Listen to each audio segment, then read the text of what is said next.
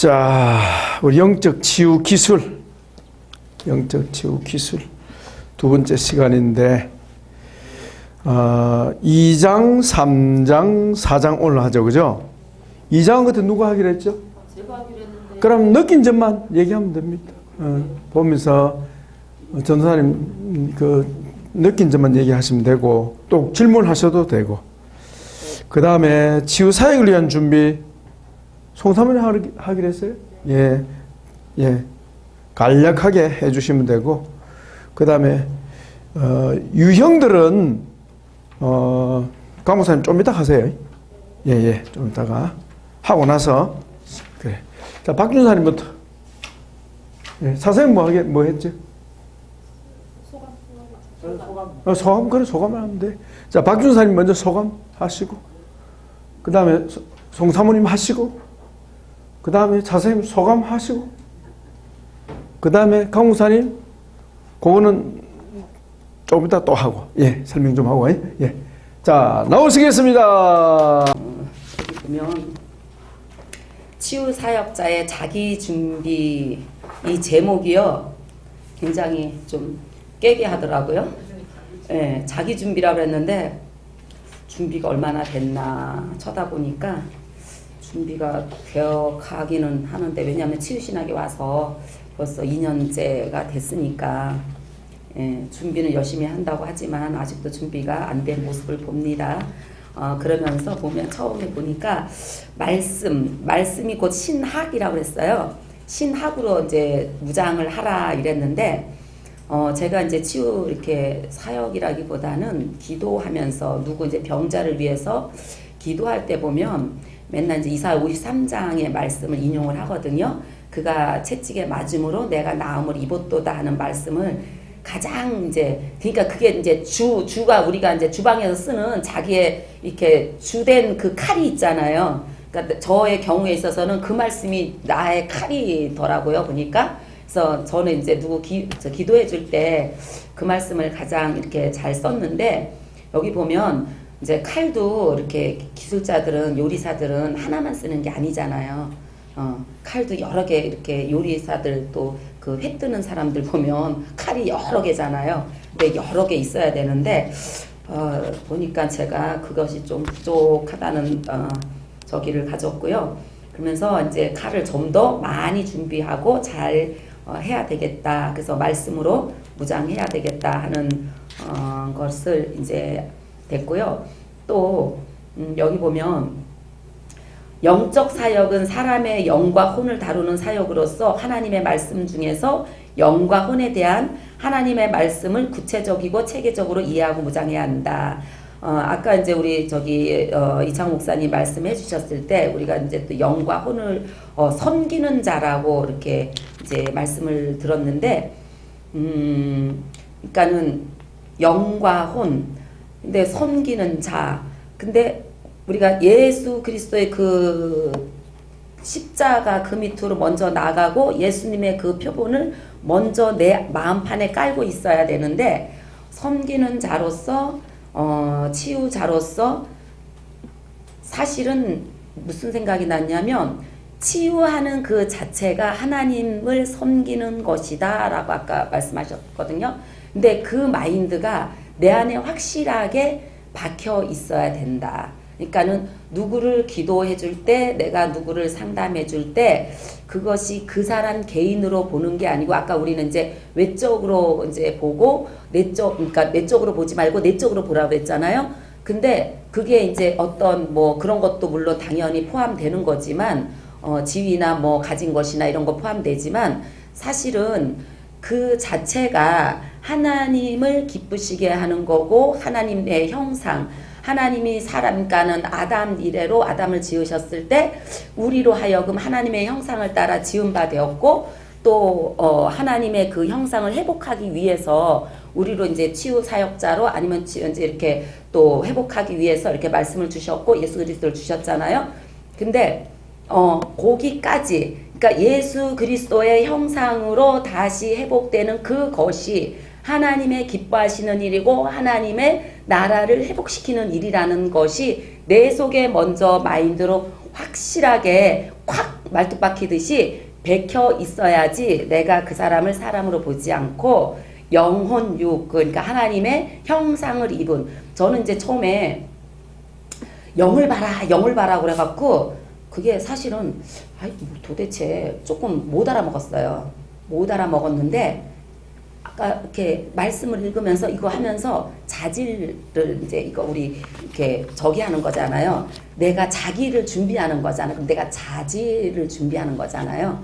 근데 그것이 먼저 밝혀져야 되겠다라는 마음이 들더라고요. 그러니까는 멀리 있는 하나님 나라가 아니고 저기 있는 하나님 나라가 아니고 하나님이 바라시고 원하는 것이 영혼 육을 새롭게 해서 세우는 건데 그것이 표본이 이제 예수 그리스도.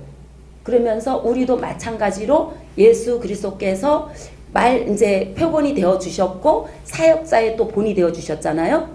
그러니까는 말씀으로 인용해서 여기 보면 뭐가 나오냐면 기록되었으되 뭐 또 뭐가 나오더라? 기록되었으되 나오고 또 뭐 선지자의 글에는 이러면서 예수님의 말씀을 이루어가는 장면이 나와요. 그랬을 때 예수님도 우리의 표본이 된 것처럼 말씀으로 그렇게 이뤘던 것처럼 우리도 그렇게 해야 된다라는 그 말씀을 이제 이렇게 읽으면서 받으면서 내 속에 우리가 그러니까 겉으로 머리로 아는 그것이 아니고 우리의 심령 가운데 박힌 그것이 하나님이 예수 그리스도를 통해서 우리에게 주시고자 하는 것, 이루어 가시고자 하는 것이 결국은 아담서부터 십자가로 인해서 재림의 때까지 연결된다는 것. 그것을 내 마음속에 확실히 박혀 있으면 우리 이제 보는 눈이 관점이 달라지고 또 무기 사용하는 방법이 또 달라지고 상대 내담자를 보는 눈이 달라지면 또 내가 또 그러면 성령님한테도 좀 자신 있게 성령님 나의 안위를 위해서 구하는 것이 아니고 나의 어떤 것을 위해서 구하는 것이 아니니까 성령님 일하시옵소서. 그것이 이제 되어지는 그것이 이제 생각이 나더라고요. 그래서 그러니까는 개인의 자기 준비에 있어서 내가 먼저 그렇게 더 말뚝박듯이 내 안에 확실하게 그 바탕을 그렇게 해놓으면 우리 치유사역자로서 이제 그 다음에 이제 눈이 달라지고 그렇게 달라지면 말씀을 보는 이제 관점이 달라지잖아요. 그러면 여러 가지 칼을 여러 가지 무기를 이제 마음껏 쓸 수 있는 또 그렇게 또 성령님의 인도를 따라서 할 수 있는 그것이 되겠구나.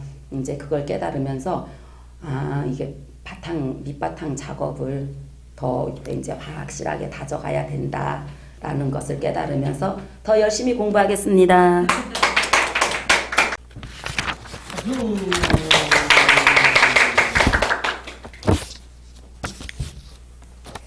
제3장 치유 사역을 위한 준비.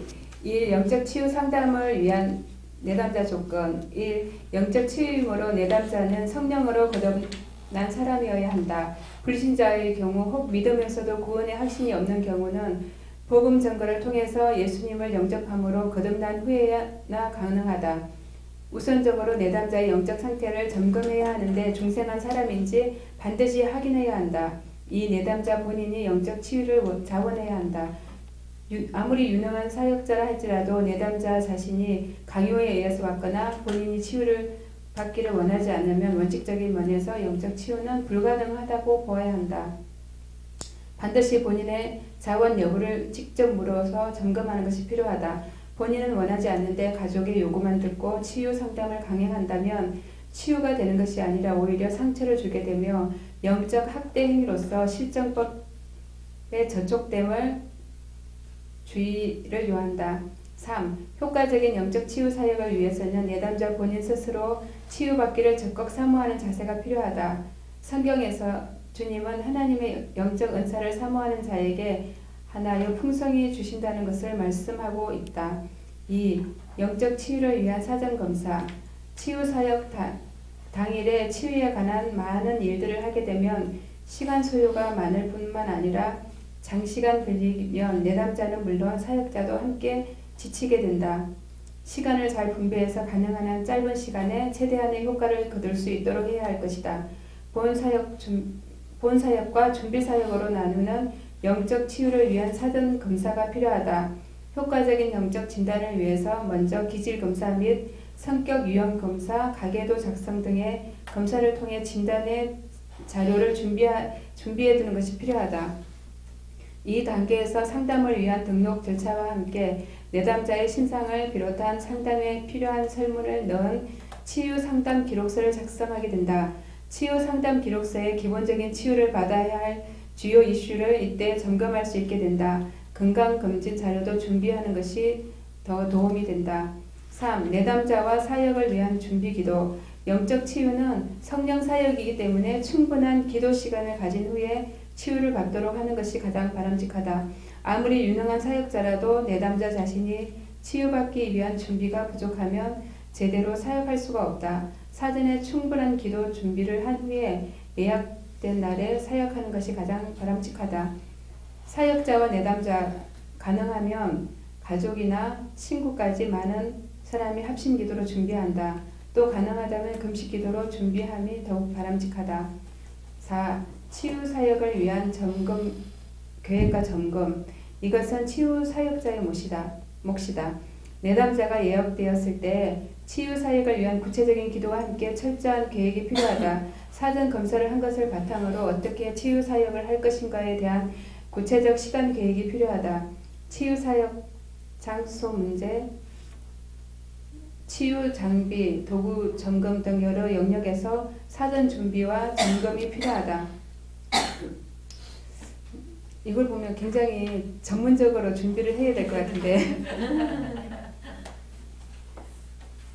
네, 마음은 원이로되 아직까지는 네, 구체적으로 오지 않고 아직까지는 제가 상담자가 아니라 내담자의 입장이기 때문에 준비가 많이 되지 않습니다. 그렇지만 이제 예수님께서도 그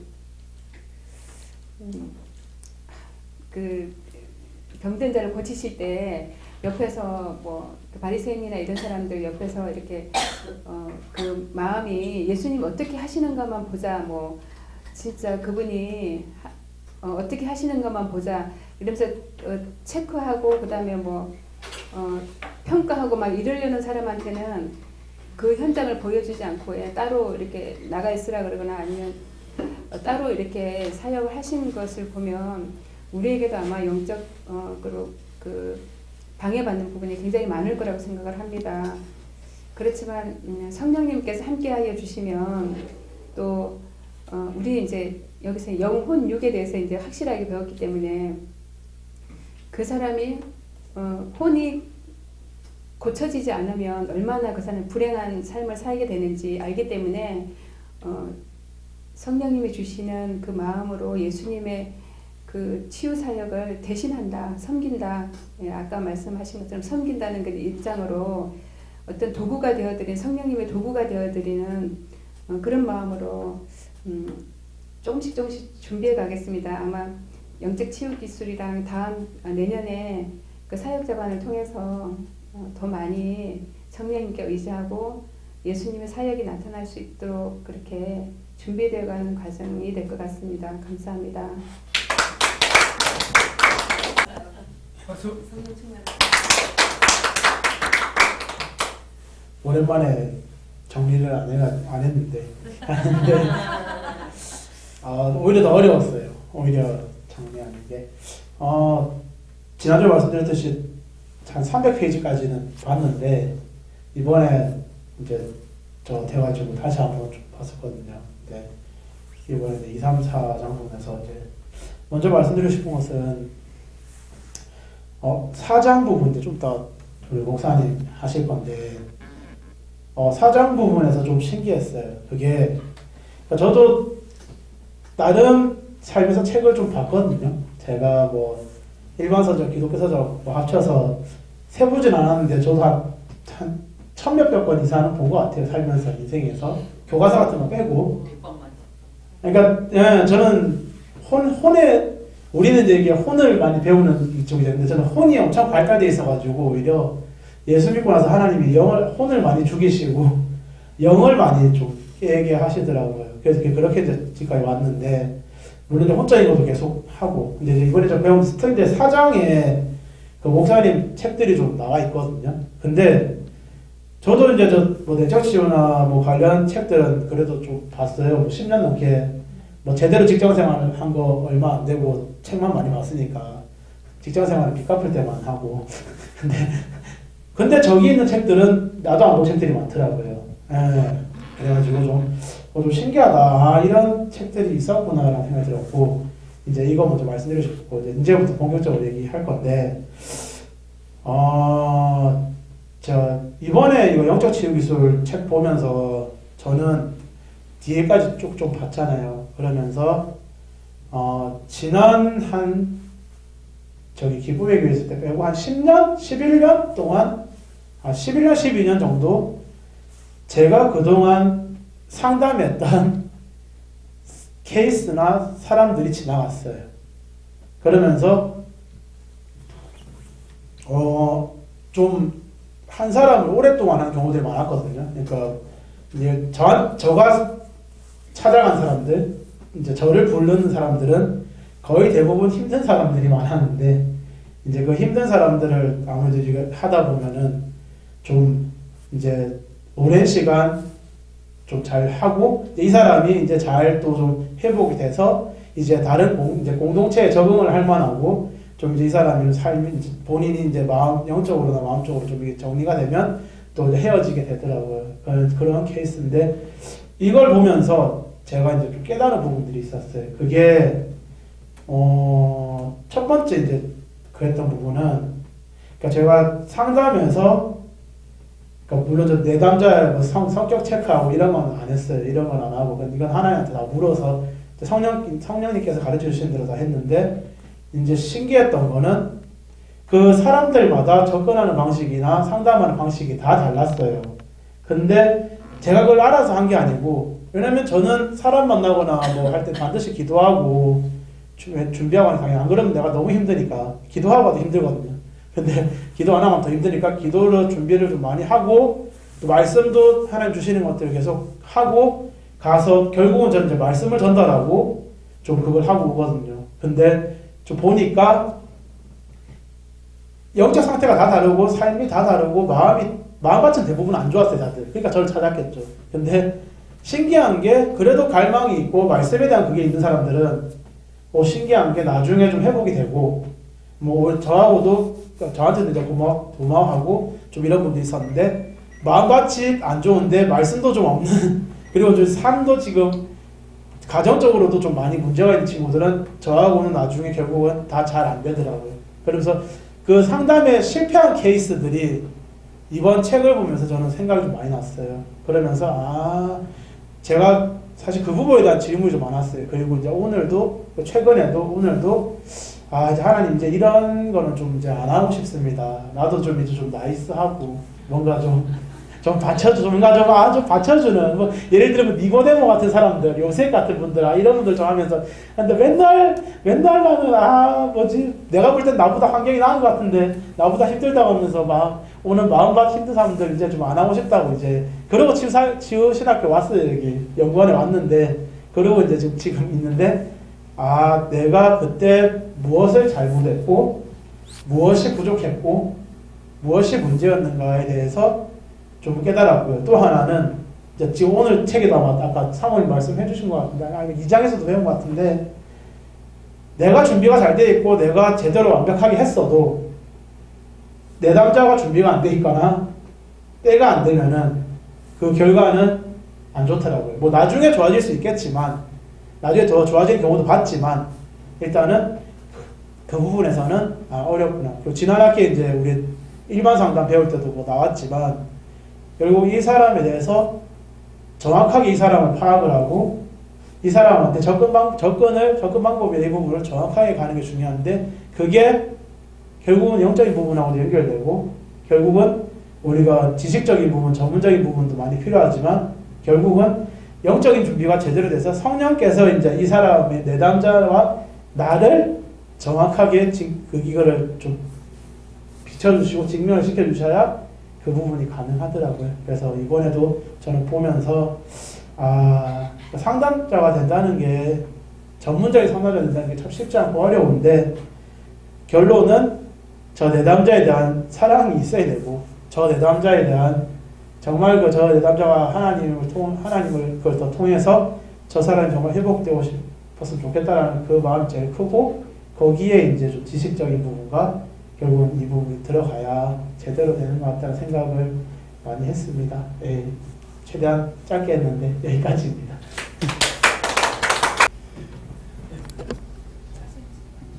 저는 실전이 강하시구만. 실전이 뭐 많구나. 아니 실전은 했는데 이걸 안 배워가지고 전에는 그냥 필수는 많았어요. 사실 아마추어죠. 아마추어로 한 거죠. 왜 아마추어냐 하면 주신 은혜대로 했는데 규모가 없잖아요.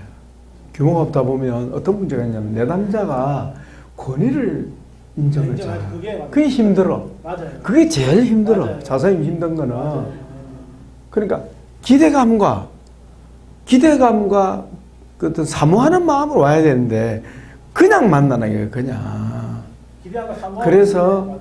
반드시 상담비를 받아야 되는 이유가 거기 있어요. 상담비 안 받으면 치유 잘 안 됩니다. 우리 근데 목회자분들은 좀 달라요. 목사님 전사님들은 예, 물론 그 상담비를 내는 이유가 있어요. 그리고 사람은 지불하면 어때요? 그건 좀 hel라하지 당연히. 저는 밥은 얻어먹었어요. 예. 맞습니다. 예수님하고는 너무 다르죠 우리하고는. 예. 자 한번 봅시다. 영적 치유 기술 오늘도 큰 은혜 주시고 성령 가르치실 줄 믿습니다. 예.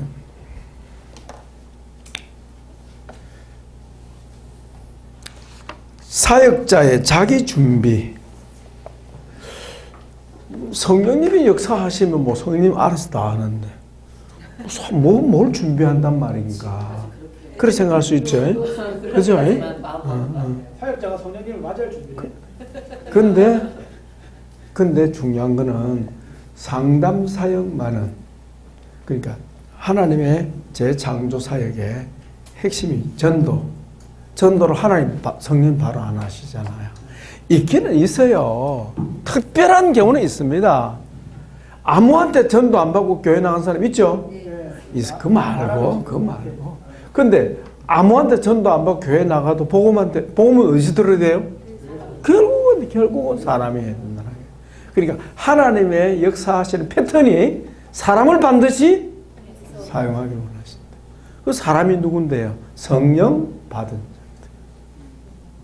그게 이사야 61장 1절 아닙니까? 주 여호와의 영이 내게 임하셨어요. 주의 영이 임하신다. 제일 먼저 누구에게? 메시아 예수님에게. 예수님께 임하셔서 모델로 보여요. 모델. 전도의 모델, 양육의 모델, 치유의 모델을 보여줘. 모델을 보여주시고는 이렇게 이겁니다. 그래서 예수님은 무엇의 길입니까? 치유의 길이신 거라.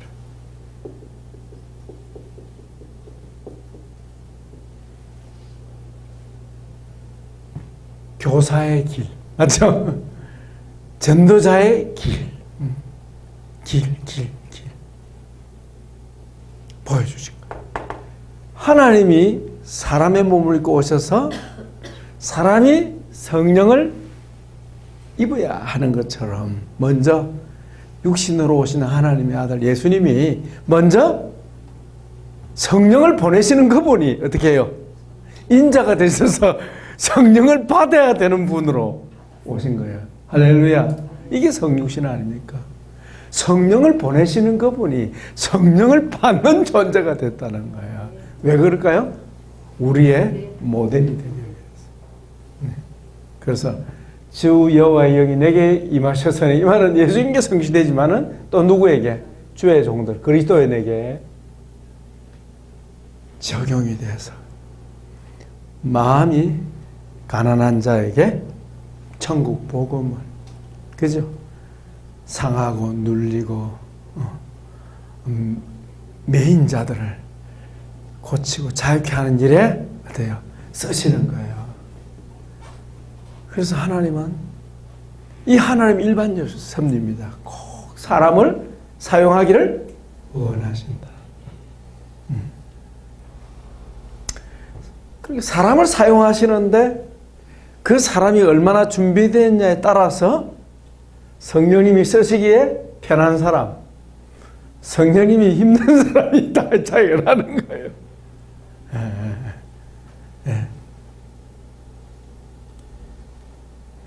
그래서 뭐가 필요합니까? 준비가 필요하고 훈련이 필요한 거예요. 그래서 예수님이 12제자를 부르시고, 그죠? 부르시고, 그죠? 훈련하시고, 그죠? 파송하셨잖아요. 파송하실 때 어떻게 해요? 성령을 함께. 사실 파송은 사복음서에서는 이제 훈련일 뿐이고, 파송은 실제 어디서 이루어집니까? 사도행전에서 이루어지죠. 사도행전 2장에서부터 이루어지는 거예요. 성령을 받음으로 전도자가 되고, 그죠? 예. 제자들이 얼마 동안 준비됐습니까? 3년 6개월 동안에. 3년 6개월 동안에 어떻게 해요? 아침 10시 반에 와가지고 오후 5시 집에 가는 거 말고 처리하고 완전히 24시간 꼬박. 그렇게 계산해 보니까요, 신학교 다니는 걸 계산하면 10년도 되더라고. 예수님과 함께 보낸 3년 6개월이 10년도 돼요. 10년. 아, 10년 신학교 된 게. 총장님이 예수님이시고, 강사가 예수님이시고, 교수가 예수님한테 직접 강의. 초당이 속상. 예. 그러니까 그만큼 우리가 못 배웠잖아요. 자, 그래서 자기 준비가 중요한 거예요. 자기 준비. 1번이 뭡니까? 말씀인데 칼로에 뭐가 들어있습니까? 예, 이건 뭘 의미합니까? 성경 통째로 가능해요, 안 해요? 성경 통째로 가능 안 해요, 우리는. 그죠? 성경 자체로 가능해요, 안 돼요? 우리는 안 됩니다. 뭘 해야 돼요? 어차피 우리 어쩔 수 없이 해석해야 돼요. 해석 안 하면 이해가 됩니까, 안 됩니까? 그래서 해석해서 내 속에 체계적으로 와 있어야 뭐 할 수 있어요? 사용할 수가 있지. 그 체계화 안 되면 사용할 수가 없는 거예요. 그래서 사람마다 차이는 있지만 결국 뭡니까? 내 속에 와 있는 말씀은 신학을 통해서 정리되어 있다는 거예요. 뭐 전문적으로 신학교 안 다녀도 본교회 담임 목사님에게 훈련받은 그게 신학이 되어 있는 거예요. 그래서 담임 목사님 신학이 성도들의 신학이 되는 거예요. 그렇겠죠? 네. 그래서 우리는 신학하고 때려야 뗄 수가 없어요. 왜? 우리는 체계적으로 배우지 않으면 내 속에 접수가 안 돼요. 그럼 내가 배운 것을 어떻게 합니까? 체계화시키지 않으면 안 되는 거예요. 여러분 안에 서서히 체계화 됩니까? 성령님 우리 속에 역사하고 있는 거예요. 예. 그래서 뭐 누르면 나와요. 여러분 이제 지우신학으로 체계화 딱 되고 나면요, 체계화 안 돼서 딱 만나면 딱 보여요. 앞뒤가 안 맞구나. 일관성이 없구나. 다 느껴져요. 그러니까 뭔가 듣고 배우고 하긴 했는데 체계가 안 잡힌 사람 딱 만나요. 얘기 딱 들어보면요, 앞뒤가 전혀 안 맞아요. 일관성이 없고 통일성이 없어요. 특히 우리가 배운 중에서 영혼육의 질서는 굉장히 중요한 거예요. 영혼육. 그 다음에 사자관계. 그죠? 틀이 굉장히, 그 준비가 필요하다. 그 신학으로. 예. 성경 플러스 신학 같이 가야 된다. 그래야 영적 분별력이 생기는 거예요. 그죠? 쭉 우리가 다룰 거요. 상처 입은 치유자. 아까 우리 목사님한테 그냥 슬쩍 넘어갔는데 이게 굉장히 중요한 부분입니다.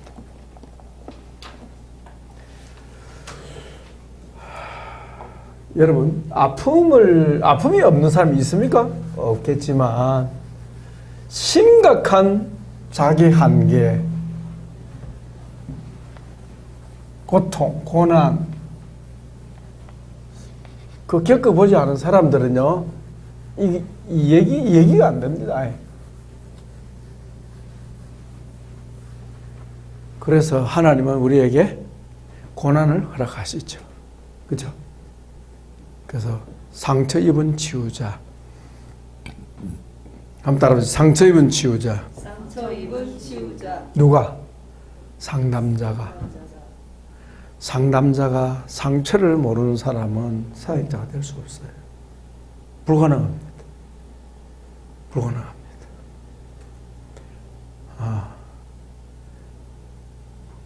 공감이 안 돼요. 그리고 영의 세계에 눈이 닫혀 있습니다. 제가 언제 영의 세계 열렸냐면은 고난당하면서 열리더라고요. 고난당하면서. 그 영의 세계 기본이 뭡니까? 예? 영의 세계 기본이 뭐죠? 영의 세계 진입하려면 제일 먼저 통과되는 게 뭐예요? 주여 나는 그 통과 안 되면 영의 세계 모르는 사람입니다. 아무리 신비 체험해도 아무 소용 없어요, 이거는. 자, 자기가 제 이름을 알아야 뭐가 가능합니까? 자기 부인이 가능합니다. 자기 부인한다는 것을 누구를 인정한다는 겁니까? 그렇지. 주님을 시인하는 거예요. 주님 인정하는 거예요. 주님 시인하는 거예요. 이게 안 되면 영적인 사람이 아닙니다. 자기 부인과 주님을 범사 인정하는 거 같은 거예요? 다른 거예요? 똑같은 거예요.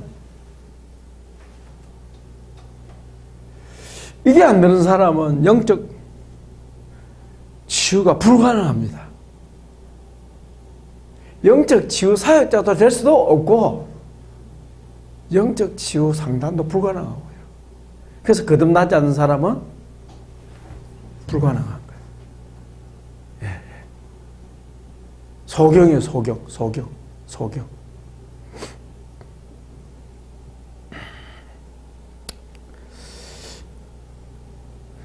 상처 입은 치유자다. 영적 치유 사역자는 상처 입은 치유자다. 그 말은 상처를 아는 치유 사역자다 이 말이죠. 그 상처를 아는 치유 사역자인데 상처를 안고 있는 사람이 아니고 상처에서 남을 받은 사람. 치유 경험. 그래서 여기 타이틀에 운디드 힐러라고 되어 있죠. 상처 입은 치유자는 헨리 나우엔의 그에서 나온 말입니다. 이 상처 입은 치유자 1차는 누굽니까? 예수님을 두고 하는 거예요. 예수님은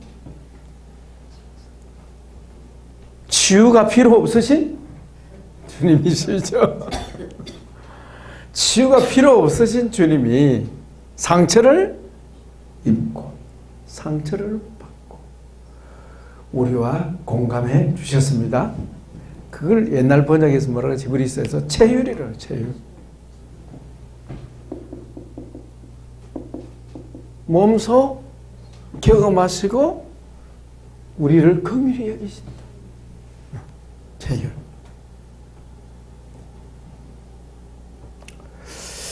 자, 우리 예수님의 그 고난을 통한 상처 입음, 그죠? 상처 입음. 예수님 우리 대신에 상처를 입었습니다. 그게 이사야서 53장 3절 이하에 쭉 나오잖아요. 한번 표시를 한번 해보세요. 거기 단어를 3절부터. 자, 강목사님부터 한 절씩 읽어주세요. 그는 멸시를 받아 사람들에게 버림받았으며 강구를 많이 겪었을 때 질고를 멸시를 당하였고 우리도 그를 귀히 여기지 아니하였으니. 자, 첫째 상처가 뭐예요? 멸시받음, 멸시. 또 버림받음. 또 간고 뭐예요? 진한 고통이면 진한 고통. 극심한 고통. 간절히 할 때 간지 있죠? 간구할 때 그 간점. 간고, 극심한 고통. 그 다음에 질고, 질병을 통한 고통. 그 다음에 또요. 얼굴을 가리기 뭐예요? 외면. 외면은 간접적인 모욕이죠. 예. 그 다음에 또 멸시. 귀히 여기지 않는 것? 전시, 천대. 멸시, 천대. 멸시, 천대. 4번 우리 사절 전사님. 그는 실로 우리의 질고를 지고 우리의 슬픔을 당하였거늘 우리는 생각하기를 그는 징벌을 받아 하나님께 맞으며 고난을 당한다 하였노라. 예, 첫째가 뭐예요?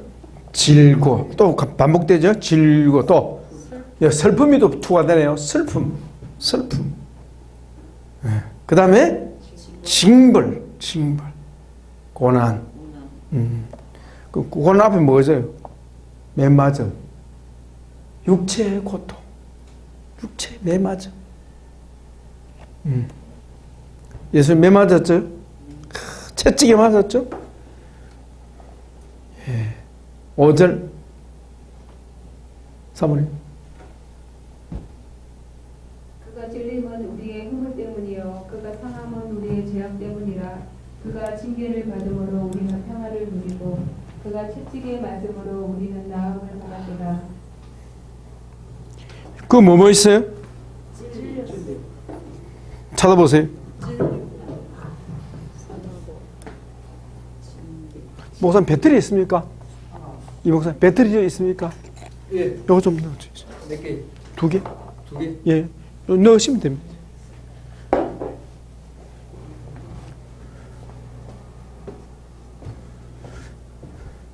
또요. 자, 5절 찾아요. 5절 했어요? 질림, 상함, 채찍, 징계. 그죠? 그 다음 7절 같이 있습니다. 그가 곤욕을 당하여 괴로울 때에도 그 입을 열지 아니하였으며 마치 도상으로 끌려간 어린 양과 예, 욕을 당하다. 곤욕.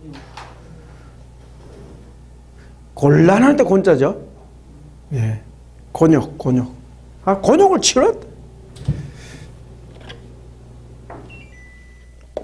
근데 이 예수님의 고난이 뭐와 관련이 있습니까?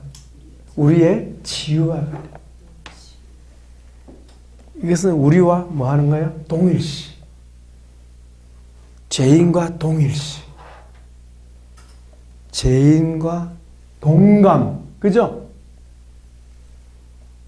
동고. 맞죠? 같이 고난당하는 동고. 그래서 헤니나우에는 그분은 온몸이 상처투성이 가난한 사람들 가운데 앉아 계십니다.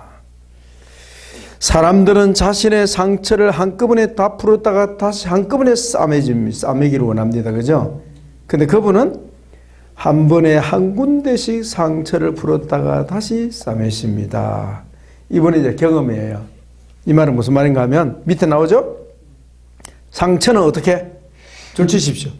조금씩 점진적으로 조금씩 치유되는 것이 일반적이다.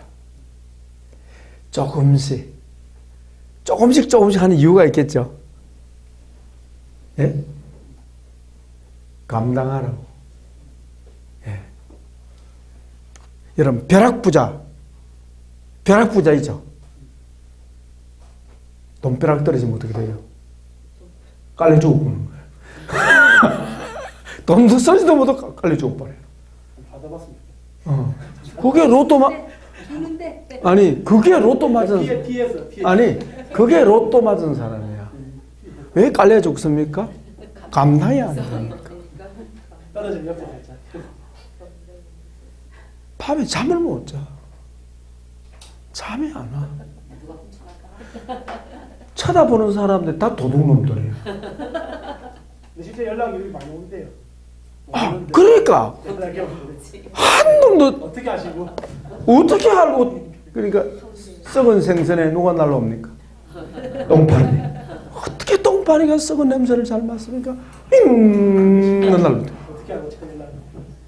그러니까 그런 사람 눈에는 그런 사람 눈에는 사람이 뭐로 보입니까? 돈 뜯어가는 인간들로 보이는 거예요. 돈 뜯어가는 인간들로만 보이는 거라.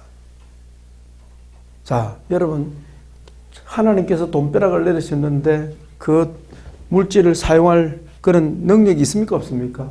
없는 거예요. 준비가 안 되어 있는 거예요. 여러분 부자 되기를 원하면 부자 될 준비를 하셔야 돼요. 준비. 그 말은 무거운 짐을 질 수 있는 준비를 역량을 키워야 된다. 사실 물질은요 짐입니다. 짐입니다.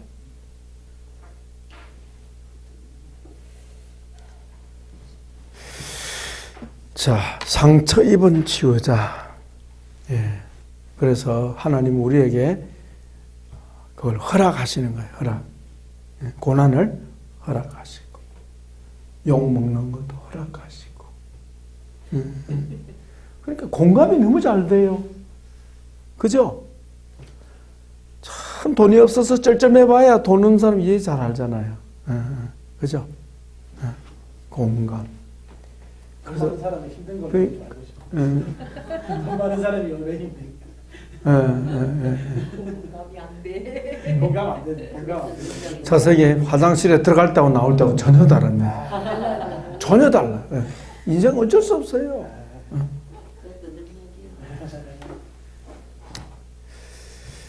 자, 그런데 하나님께서는요, 맡긴 것에 대해서 반드시 카운트하십니다. 뭐든지. 뭐든지 다 하나님 주신 거거든. 뭐 지위나 권세나 물질이나 다 하나님이 주신 거 맞죠? 다 하나님이 카운트하신 거예요. 회개한다 그랬죠? 복음서에 나오죠? 회개할세. 마태복음 25장에 나오고 달란트 비유, 머나 비유 나오잖아요. 회개할세.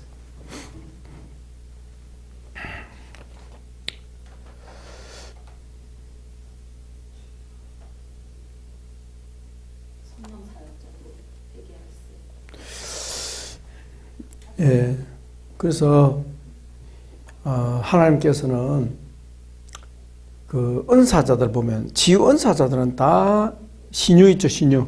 신유 은사자들은 다 병에서 노임 받습니다. 노임 받을 때 은사가 와버리는 거라. 그래야 감당이 되거든. 이제 제 경험인데요. 힘든 사람 만나는 게 힘이 안 들어. 마음이 힘든 사람들 있죠. 일반적인 사람들 어때요? 싫어해요, 싫어. 싫어합니다. 엄청 싫어. 싫어합니다. 가까이도 안 가더라. 피해버립니다. 인간답지 않은 인간, 이런 식으로 피해버립니다. 그러나 고난받은 사람은 어때요? 힘이 안 들어요. 얘기 듣는 힘이 안 들어. 그 상담자는 그게 기본이에요. 그래서 하나님은 고난을 허락하십니다. 하시고 치유 사역자로 삼으시는 거죠. 공감이 잘 되죠. 공감 능력이 뛰어나게 되는 거예요. 경험 안 하면 안 되거든요. 그래서 상처 입은 치유자 이 과목은 이 주제는 굉장히 중요한 주제입니다. 자, 성령의 사람, 성령 인도, 성령의 사람. 우리 강무사님은 그 양촌에서 몇 번 가봤습니다. 한 번 갔어요? 그때 김 목사 만났어요? 네, 거기 그 사역 현장에 보니까 어때요? 성령 인도를 느끼죠? 그럼요. 그러니까 사역자가 얼마나 성령에 민감하냐에 따라서 결과는 달라집니다.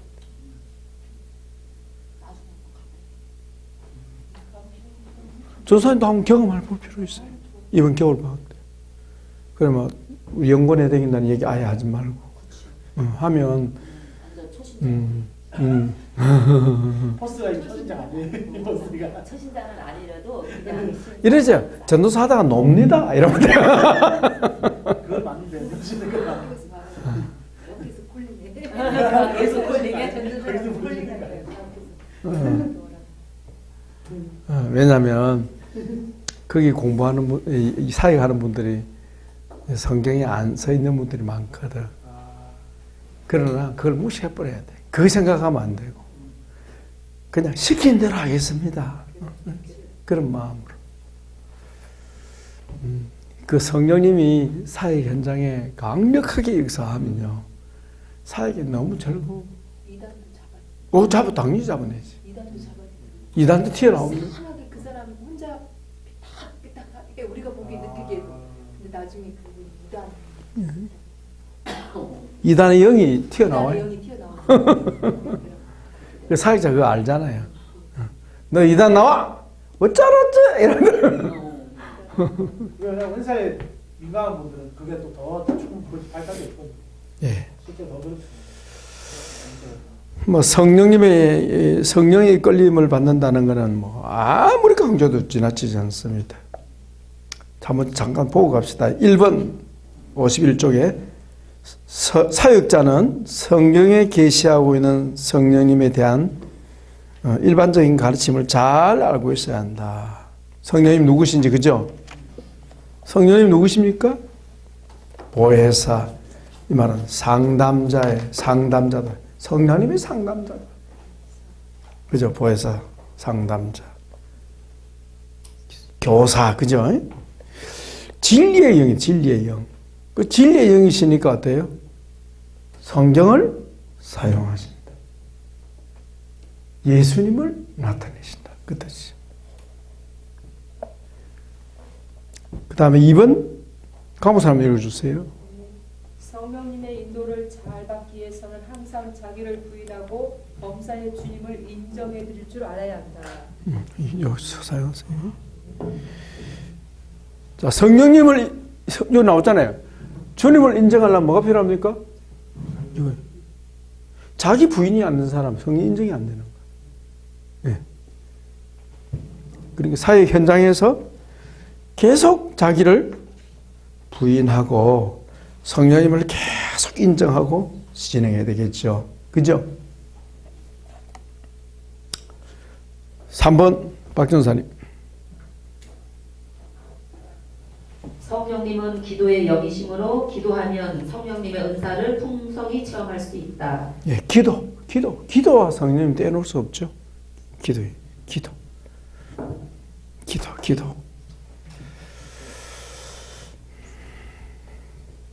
성령을 구해야 되겠습니다. 그죠?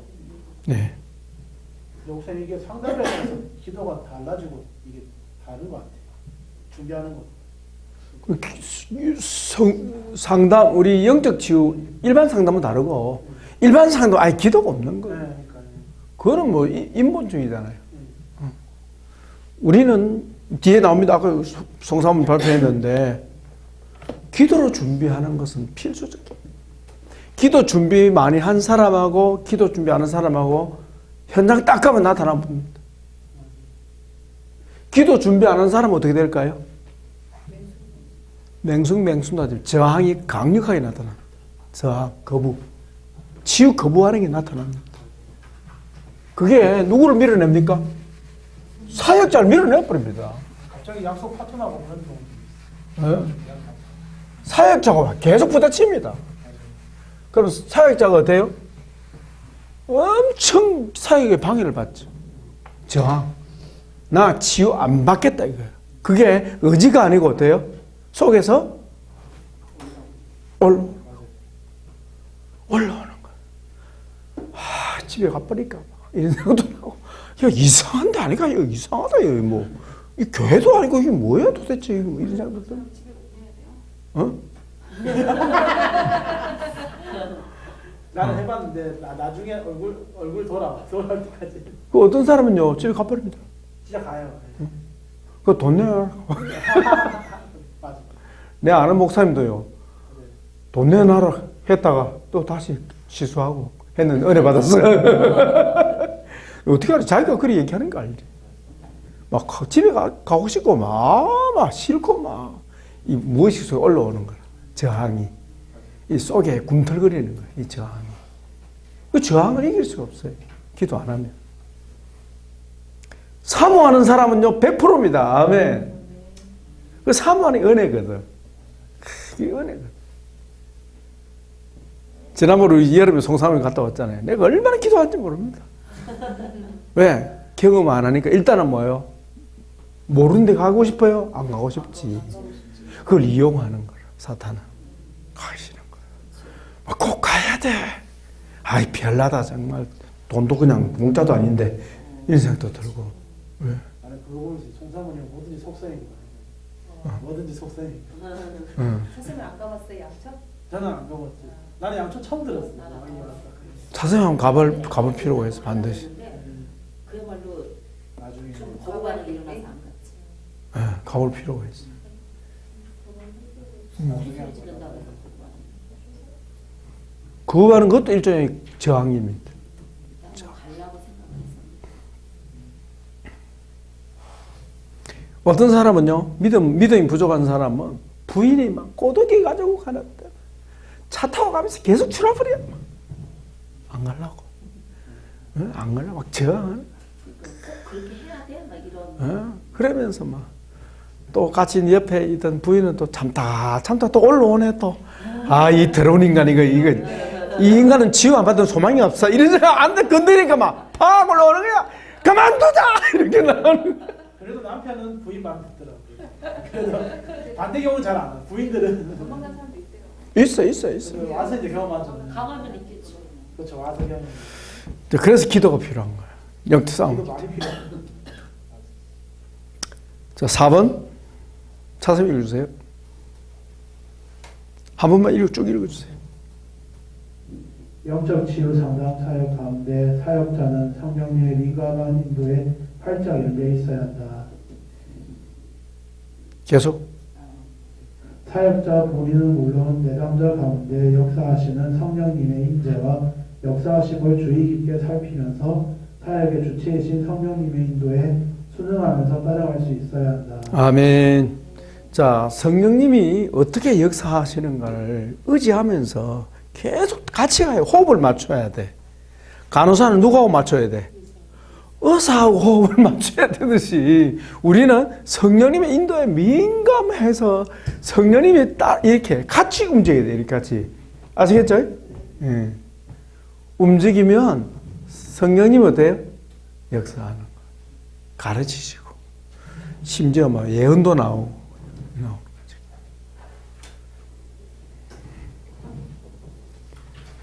그래서 우리 영적 치유 사역은요. 그래서 영적 치유라 그럽니다.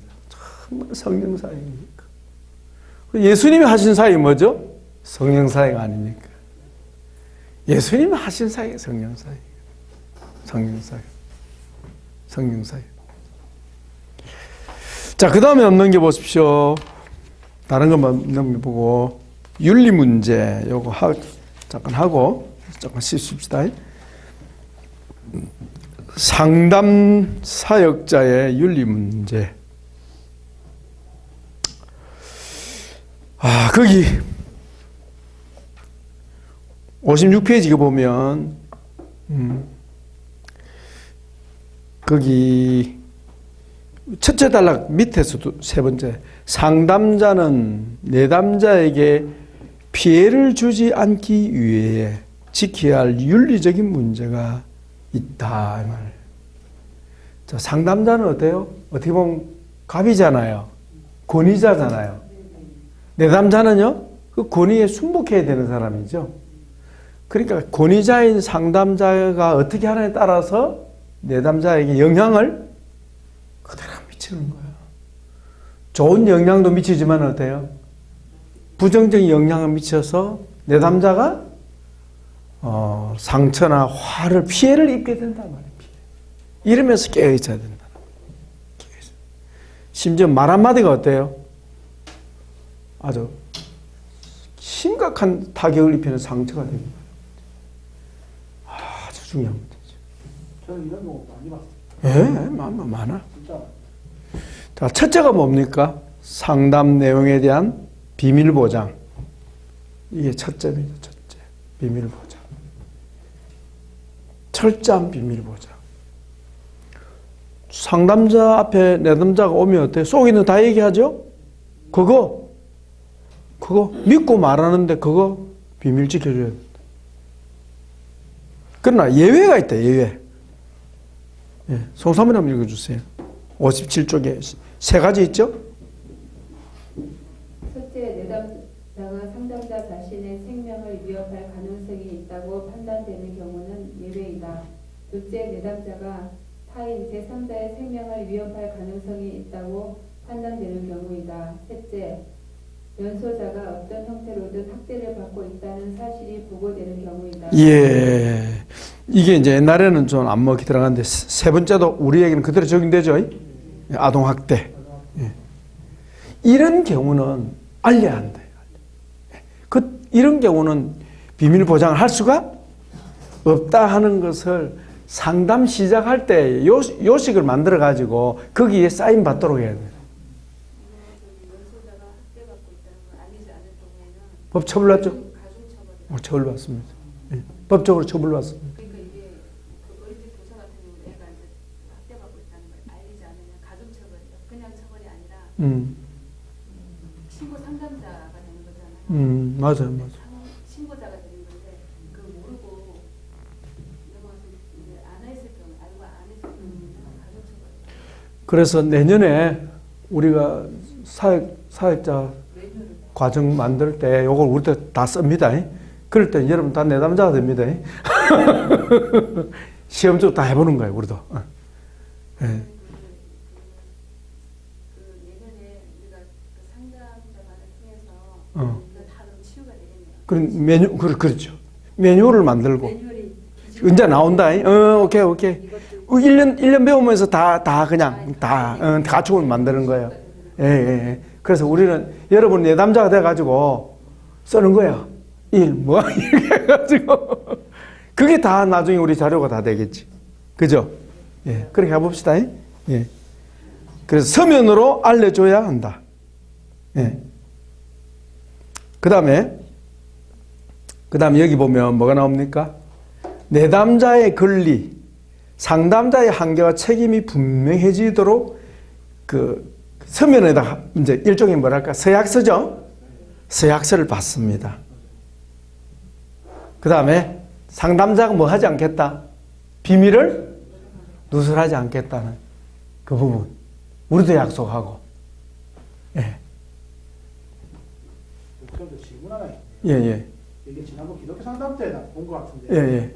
이게 그때도 좀 질문이었는데 이게 이제 우리가 상담을 하고서 잘 되고 나면은 이제 이 사람을 이제 그쪽 교회로 인도를 해가지고 이제 교회 생활하면서 정착하는 게 좋다라는 식으로 나왔는데 실제로 저는 그런 교회를 다녔고 또 주변에 그런 분들을 좀 봤거든요. 여러 좀 있었는데 실제 상담을 했던 분이 그 잘 목회하는 교회 쪽에 갔을 때 이분이 이제 설교 때 이제 이 비밀 얘기를 다 설교 때 하시는 거예요.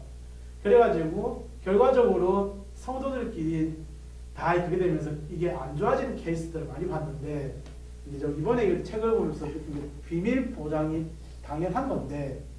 근데 이런 경우 그럼 그 부분이 맞는 건지. 이런 경우에 이제 내용 중에는 내담자의 동의를 받고 할 수 있는 게 있고 할 수 없는 게 있다. 동의를 안 받고 그냥 이제 누구라 얘기 안 하는데 들으면 다 아는 사람 얘기를. 그런데 교회에서 많이 하시더라고요. 그러니까 이제 교회일 경우에 성도가 적을 경우는 그런 문제가 있겠지. 그러니까 그런 경우는 이제 목회자가 자제를 해야. 그러니까 안 하는 게 맞는 거죠, 그런 거. 그러니까 이게 이런 그 기독교 상담 쪽에서는 이렇게 되니까. 근데 그 밑에 보세요. 여기서는 또. 상담 내용이 둘째 단락. 상담 내용이 공개되는 경우도 있다. 그죠? 네. 사례 발표, 연구용으로 사용되는 경우. 이것도 뭐죠? 동의 받아야니까. 익명으로 하되, 밑에 나오죠? 예. 익명으로 신분은 노출되지 않도록 하되 동의를 받는 경우가 있다. 그래서 가명으로 쓰거나 뭐 다. 예. 있고 또 하나는 그런 경우는 사례를 해야 돼. 이를테면 치유비가 만약 20만 원인데 네. 10만 원 해준다든지 대가를 지불해야지. 그냥 똑같은 케이스로는 안 된다는 거. 이해됩니까? 네. 아니 근데 거기서 보니까 중간에 이렇게 이걸 받더라고요. 어. 네가 얘기 자기가 치유받은 내용을 쓰라고 그래요. 음. 그래서 여기서 이걸 공개해도 되겠느냐. 네. 그래서 그 자리에서 다 이렇게 중간에 끝날 때 이제 마지막에 끝날 때 마무리할 때 그걸 받던데요. 그거는 이제 거기서 하는 거고, 우리 같은 경우는 이런 게 뭐냐면은 그런 식이 아니고 그냥 책자에 내도 되나 이 말하고 같은 말인데, 아니면 방송이나 뭐 이런. 예. 그런 경우인데 우리 같은 경우는 뭐냐면은 연구용이란 말은 이를테면 이렇게 하는 겁니다. 옛날에 우리 사실은 우리 김종인 목사님 사역할 때 그 내용이 하나도 녹음된 게 없거든요. 김종인 목사님 사역 잘했거든. 근데 어떻게 했는지 치유 받아본 사람은 알지만은 그게 객관화가 안 되는 거예요. 연구가 안 되는 거야. 연구가 그래 연구가 안 되죠. 검은사님 치유 받아봤자 연구가 안 돼요. 왜? 자기밖에 몰라. 그게 영적 치유라고 원래 그런 걸 알고 있는데. 아니 이제 우리가 연구해야 되니까. 연구해야 돼. 학생들이 연구해야 되니까. 그렇죠. 저희 이 상담 해주신 게 마치 뭐 같으냐면 의과대학 병원에서 몇몇 자료를 가지고 이제 그 의사들이 어때요? 학생들 모아놓고 연구하잖아요. 예. 이 병은 무슨 병인데 이 병은 어떤 과정으로 치유했다는 거 연구하잖아요. 나도 보니까 아쉽더라고요. 그 노라신 사모님 하도 모르니까. 그렇죠. 아, 그게 필요한. 강무사님만 아시는 강무사님. 네. 그렇게 적어놓은 거 없어요? 그거 갖고는 안 되는 거지. 예. 그래서 앞으로는 이제 매 사건마다 그럴 수는 없고 매 치유 특정한 경우에 그거를 갖다가 발췌를 해가지고 이제 연구하면 본인의 동의를 구하는 거예요. 거기다 이제 녹음 영상도 같이. 영상. 왜 영상이 필요할까요? 지금 증거자료. 표정 같은 게 다 중요하죠. 네, 표정. 근데 소리만 들어가지고 약하거든. 그럼 그 분위기를 어떻게 해요? 파악이 되거든. 그래서 그런 경우는 어떻게 본인의 양해를 구하되 응당한 사례를 대가를 지불하고 해야 된다. 그래서 이 부분 좀 궁금하더라고요. 본인이 동의하면 어때요? 가능하겠지. 근데 그것도 대외적으로 알리는 게 아니라 영상을 키우는 게 아니고 우리 연구용으로만 우리 안에서 연구 목적이 선하니까 가능하다. 그것까지도 우리는 염두에 둬야 된다는 거예요. 그래서 내담자가 동의하지 않으면 어떻게 녹음할 수 있어요? 없어요? 뭐 없는 거죠. 그 비밀 보장의 문제가 되는 거예요. 그러니까 처음에 만약에 이번에 우리 연구용으로 합시다 했을 때 이제 그 내담자한테 사전 양해를 이렇게 우리 하려고 하는데 찍어도 해도 되겠습니까? 만약 하게 되면 우리가 이런 혜택을 드리겠습니다라고 했을 때 본인이 동의하고 사인하면 어때요? 그럴 때도 그냥 말로 구두로 하지 말고 사인을 받아야 된다는 거지. 이해되겠죠? 왜냐면 이 법적인 문제가 걸리거든. 그러니까 나중에 뒤집어 쓰겠지. 그러니까 이런 부분에 우리가 밝아야 한다는 거. 이해되겠죠? 그 다음에 내담자와 관계 유지. 이 참 중요하거든요. 관계. 첫 번째가 뭡니까? 성적 문제. 우리나라는 많이 그리 일어나는지 아닌지 모르겠습니다. 일반 상담 모르겠는데 미국 같은 경우는요. 이런 문제가 많이 일어난다고 합니다. 왜일까요? 미국 같은 경우는 특히 부부 치유 상담 같은 경우에 성적 갈등이나 성 문제를 그분들은 좀 개방되어 있잖아요. 그래서 상담자한테 그런 얘기를 다 하는 거라. 다 얘기하는 거예요. 그랬을 때 그게 자칫 잘못돼가지고 성적으로 이성으로 만나는 경우, 이성으로 가까이 만남으로 해서 발생되는 문제가 많다. 그래서 이 문제를 둔 거예요. 아시겠죠? 이게 차이나는 게 미국은 이제 상당히 발달이 있고 상담을 찾아서 하는데 우리나라는 이걸 이제 목사님들한테 막 우리는 목사님한테 이걸 다 상담을 하니까 그리고 목사님들은 문제가 많아요. 그리고 목사님들한테 그런 성적 부부간의 성적 문제가 얘기 안 하잖아요. 그러나 좀한 기피하는 분들도 하나 봐요. 그 미국 같은 경우는 어때요? 아주 구체적으로 하는 거예요. 상담사한테. 예, 그리고 우리는 성을 굉장히 터부시하잖아요. 저 사람들 개방적이기 때문에 얘기를 다 하는 거야. 그랬을 때 오는 문제가 생긴다. 성적인 문제 생긴다. 그래서 그거 보세요. 미국 상담협회 윤리 강령에는 둘째 줄에 내담자와의 상담을 종결한 후 최소한 몇 년? 2년이 지나가기까지는 이성으로 만나면 안 된다 이 말입니다. 그게 기한이 있는 거예요. 이성으로 만나면 제한된다. 만약에 2년 안에 그런 일이 생기면 어때요? 걸린다. 법에 걸린다. 저촉을 받는다. 그 다음에 사회적 경제적인 관계. 사회적으로 말하면 친밀해져서 어때요? 친구처럼 돼버린다는 거죠. 그게 결과가 좋으면 되는데 안 좋으면 어때요? 오히려 상처를 주는 결과를 초래하고 특히 경제적인 문제가 걸리는 경우 많다. 그래서 물질 거래는 결코 있어서는 안 된다. 물질 거래 하게 되면 어때요? 서로 묶인다. 그래서 이걸 제한을 탁 둡니다. 앞으로 이제 우리 지우 상담센터에도 이런 것들이 굉장히 중요한 부분이겠죠. 예.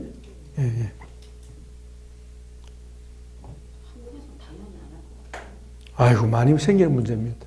실제 많더라고요. 예, 이거요. 제가 보니까 양천에도 이런 일이 들어 생기더라고. 특히 물질 문제. 이를테면 뭐 치유받은 사람이 또 상담자가 친밀해져서 뭐 돈을 빌린다든지 또 상담자가 또 돈이 결코 있어서는 안 된다는 거죠. 그 다음에 심리검사의 윤리 문제. 심리검사는 뭡니까? 개인의 깊은 정보 아닙니까? 그죠? 개인의 정보. 개인의 정보를 알아내는 겁니다.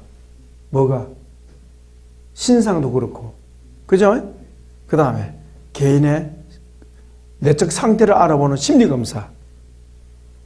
그게 윤리 문제에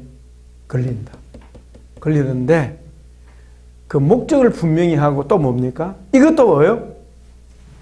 서약서 받아야 된다. 도장 받아야 된다. 이런 목적으로 우리가 이런 검사를 합니다. 좋습니까? 동의 받아야 됩니다. 만약에 이거 나 못합니다 하면 어때요? 네, 거기에 대해 제재를 둬야 된다. 이런 면이 있기 때문에 우리는 당신을 상담할 수가 없습니다. 이렇게. 네. 여러분 요즘 보면은 정보 동의하는 것들 많죠. 그겁니다. 뭐 때문에 그거 좀 따라갈 때 뭘로 길 받노 하는데 사용자 측에서는 안 그러는 거라. 우리 동의가 없이는 일을 못 하는 거라. 그죠? 우리는 너무 귀찮죠? 근데 그건 뭐예요? 자기네들의 법적 장치야. 우리가 문제를 삼았을 때. 안 하면 안 해주는데. 그러니까. 동의할 수밖에 없어. 동의할 수밖에 없는데 동의 맞아 있어. 뻔한 건데. 그러나 입장이 바뀌게 되면 다르다. 우리는 이 동의를 받아야 된다. 그래서 약간의 특이한 거 많이 씹어. 그죠.